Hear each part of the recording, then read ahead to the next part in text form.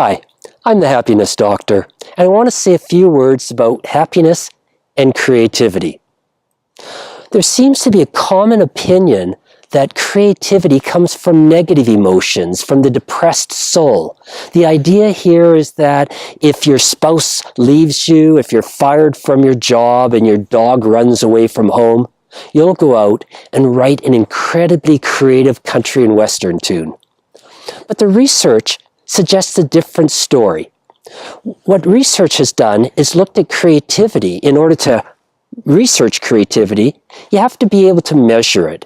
In order to measure it, they use something called an unusual uses test. I'm going to tell you about this test because if you're ever given it, you'll be a creative genius.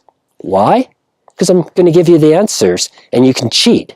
Here's how it works. For the unusual uses test, you're given an object and you have to come up with as many unusual original uses for that object as you can think of.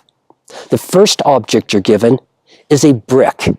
And you'll say, well, you could use a brick for a doorstop. You could use a brick as a paperweight. You could use a brick in the back of your toilet, in the reservoir. So each time you flush it, you'll use less water. You could use a brick as a message delivery system through the front window of an ex-lover's home.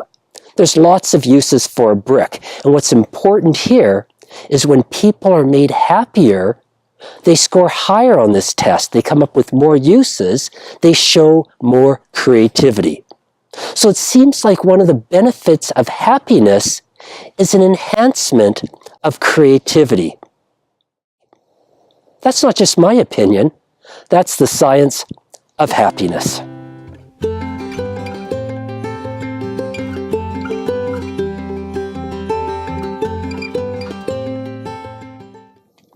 Scott Adams, the creative genius behind the cartoon Dilbert, said that creativity is allowing yourself to make mistakes, and art is knowing which ones to keep.